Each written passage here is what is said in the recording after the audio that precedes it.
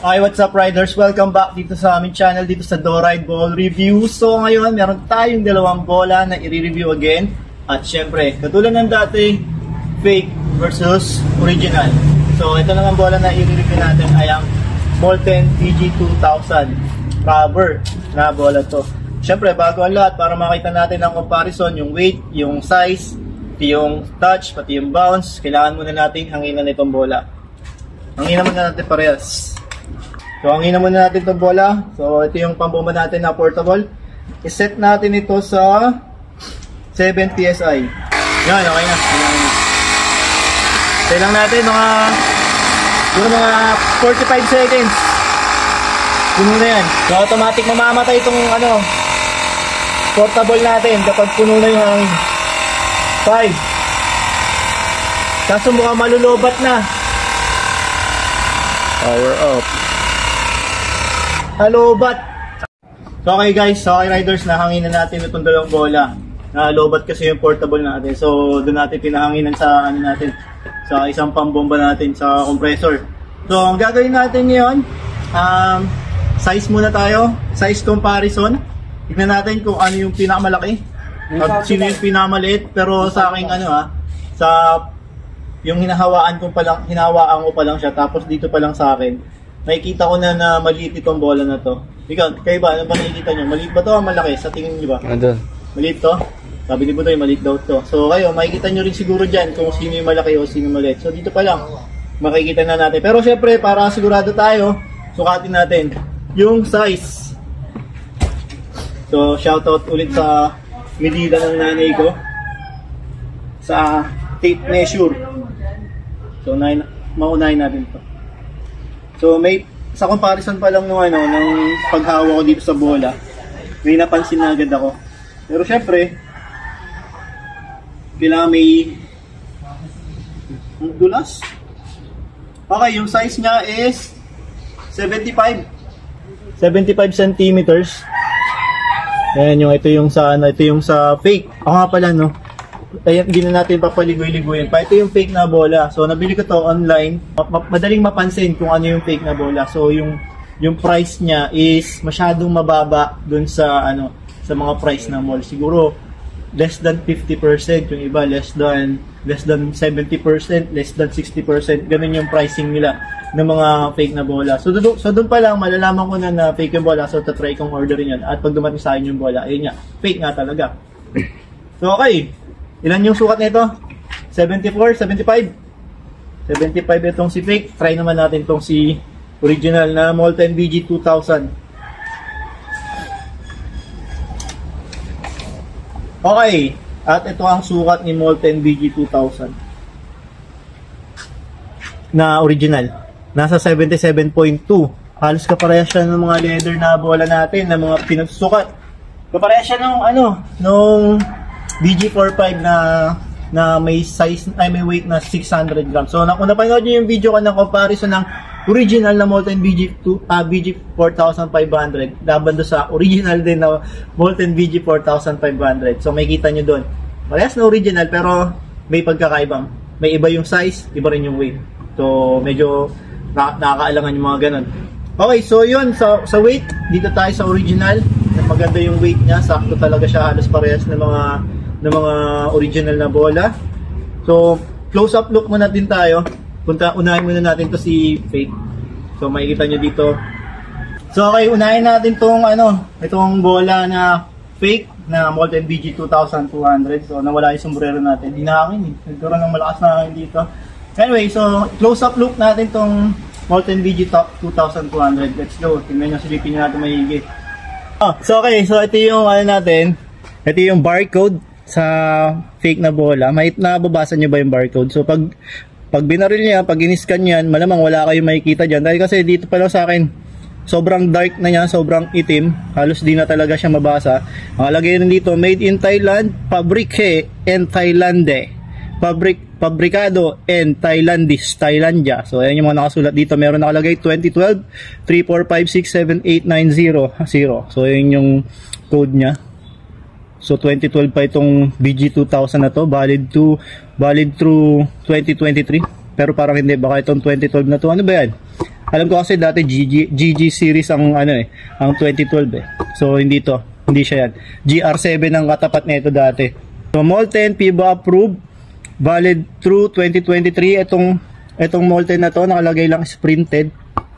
Ito rin printed lang din, lahat printed. Wala siyang nakalubog. So mapapansin nyo dito sa fake, no, meron siya mga excess na rubber, ayan, no? Hindi siya pulido yung pagkagawa. Ayan, so may mga sobra-sobra pa siya. And mapapansin nyo rin dito yung pintura dito sa bladder line. So ito kasi yung bladder line nya, hindi pantay-pantay din, lagpas dun sa linya, tapos bitin. Ganun din dito, ayan, no? Hindi pulido yung pagkagawa. Ayan, katulad din dito, nadamay itong puti, tapos dito wala. So pangit yung pagkakapintura dito, hindi siya pulido, hindi inayos ng ano, parang minadali lang na ganun yan. And mabilis, sa tingin ko mabilis mapupudpod, mabilis matatanggal yung pintura nitong ano na to, itong bola na to. And ito rin, maipansin niyo, so kanina kasi walang hangin yung bola, tapos hinanginan natin, nagkaroon siya ng markings dito. Ito yung pagkatupi niya, yan. At ganito siya nakatupi kanina. So yung marka ng pagkatupi nandyan. Tapos may puti, hindi na matanggal eh. Try natin tanggalin ng basahan. Microfiber. Microfiber pa yan. So natanggal ba, nabawasan ba? Parang hindi naman eh, no? Medyo konti. So parang nagkaroon siya ng lamat itong bola. So sa ano din, nung hawak-hawak ko siya, para siyang may mga bukol. Para siyang may dito, ito yung may markings niya. Para siya may bukol dito na mahaba. Ganun dito lahat. Yung mga guhit niya, yon. So sa tingin ko na-deform yung bola dahil kasi hindi maganda yung quality nitong BG2000 na OEM. So let's go naman dito sa original na Molten BG2000. So ay mga idol, kung gusto niyo rin pala maka-order ng original na bola katulad nito at hindi kayo mapeke, makaiwas kayo sa fake na mga Molten BG2000, kahit mga BG45, BG5000, BG38, 4000, pwede kayong order sa akin para iwas fake na. Click nyo lang yung link na lalabas dito sa screen. Pwede nyo nang orderin itong bola at sigurado na original yung darating sa inyong bola. O kung gusto nyo naman talaga makasigurado, pwede kayong order sa akin mismo. Usap tayo at 100% original yung papadala ko sa inyong bola. So okay, close up look naman dito sa Molten BG2000 na original. Let's go! So ito yung barcode. Umpisa na agad natin sa barcode.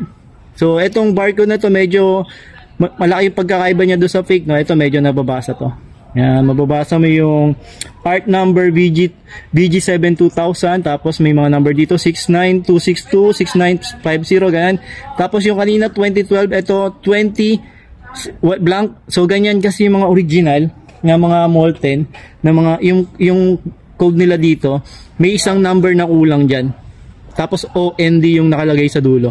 Katulad nga no sa Molten, yung sa Molten BG7 natin na series, no, meron dyan 1, 2, 3, 4, 5 kulang ng 8, meron din 1, 2, 3 kulang ng 4, so ganun yung ano, tapos OND yung nasa dulo. And ito rin yung nakalagay B7G2000 moisten needle lang, basang-basa siya dito, maganda yung pagkakano niya.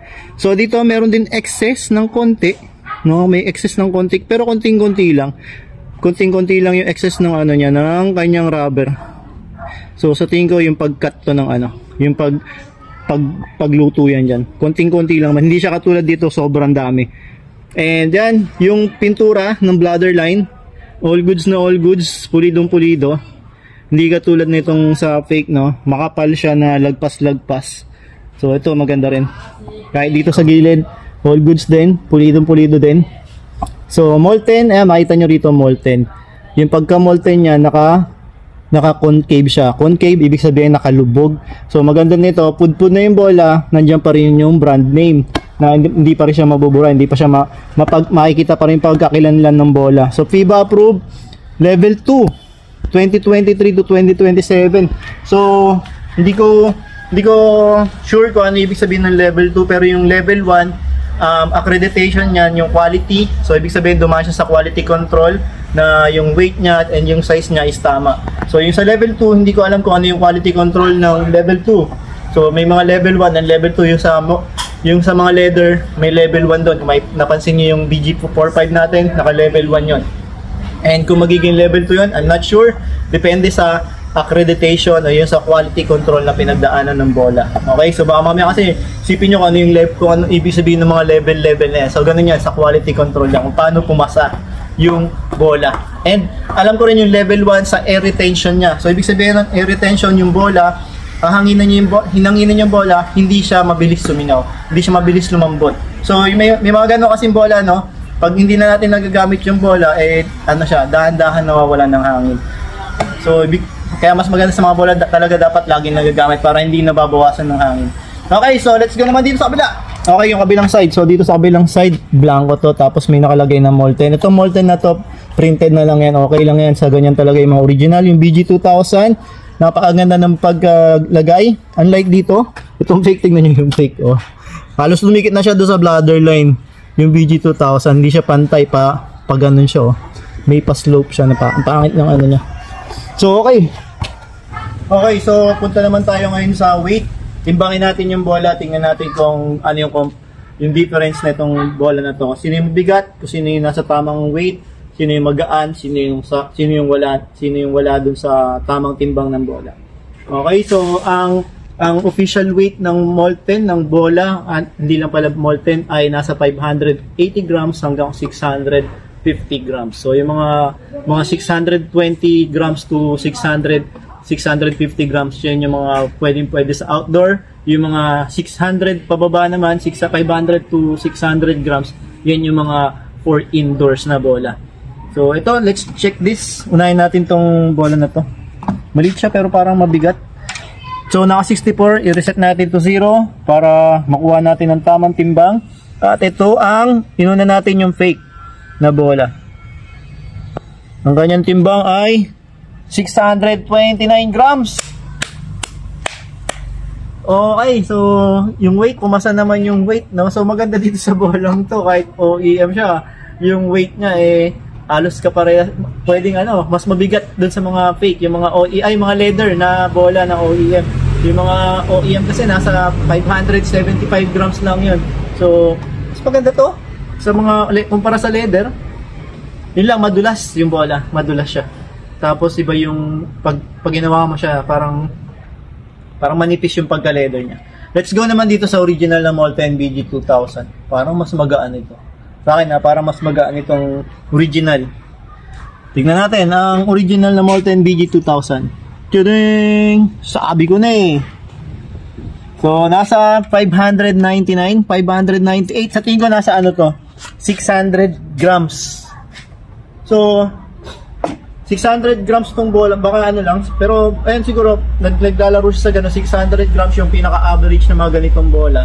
Pwede kasi doon yung pinagbasihan nila, 600. So hindi kasi pwede maging pantay-pantay din yung mga bola, depende sa pagkaluto kung paano nagawa, paano yung production nila, no? So, pero ang average talaga niyan nasa 600, kaya nasa 598, 599 kanina. So, mas mabigat itong bola, although parehas naman silang official weight. Yun nga lang, yung size nito masyadong maliit, pero mabigat. So, para siyang bowling ball. Mabigat siya. And ito naman, 500. Ang nangyari dito sa, parang, parang nakikita ko lang yung mga Molten na bola ngayon lumabas na 2023 to 2027 na contract. Nasa 600 grams na lang silang lahat. Ayun na yung pinaka-average nila. Siguro naglalaro na lang to 500. Naglalaro na lang to 580 to 600 grams yung mga Molten na naglabasan na bola ngayon. So dati nasa 626, 616, ganun yung mga bola nila. So okay, para baka sabihin nyo kasi bias ako, tawag tayo ng isang natin dito, isang tropa natin na siya naman magko-compare ng bola sa sa yung touch nitong bola, pati yung kung masasabi niya pinagkaiba ng bola. So ito, batang Rusty dito sa Malanday din. Ay hindi na Malanday ang Rusty, no, Conception na siya.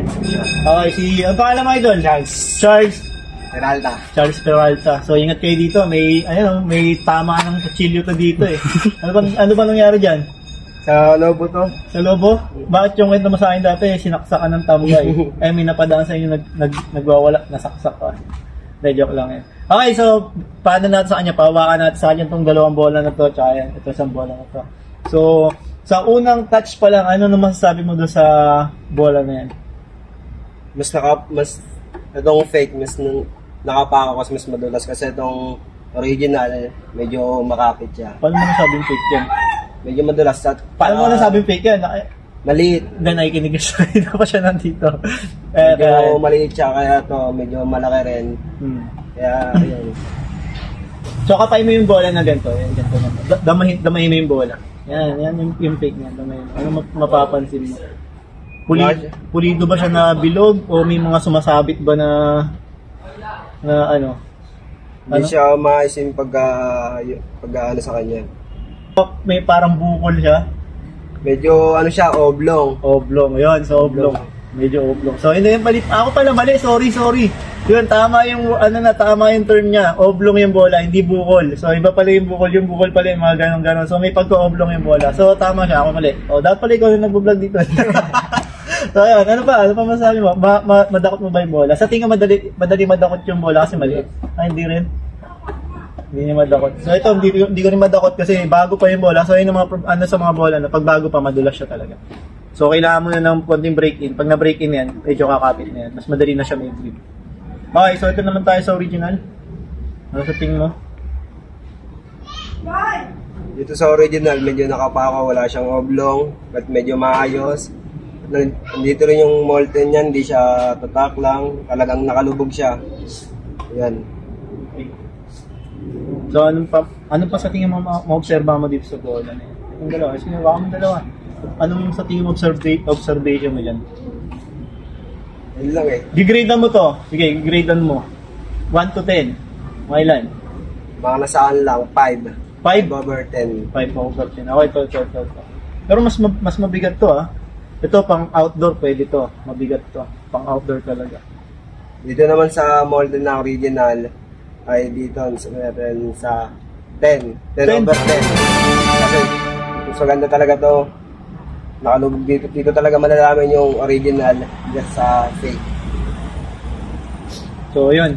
So itong bola na to pang outdoor talaga to. Kung yung mga pinaglalaruan yung court, mga magagaspang, mga mabato yan, hindi siya rubberized, hindi rin nakapintura. So mga ganitong bola lang dapat yung gagamitin niyo doon for outdoor. So yun. Thank you, Idol. Dahil dyan, nanalo ka ng bola. So okay, bibigyan ko siya ng bola, pero may challenge ako sa kanya. Kailangan niyang talunin si Budoy. 1v1.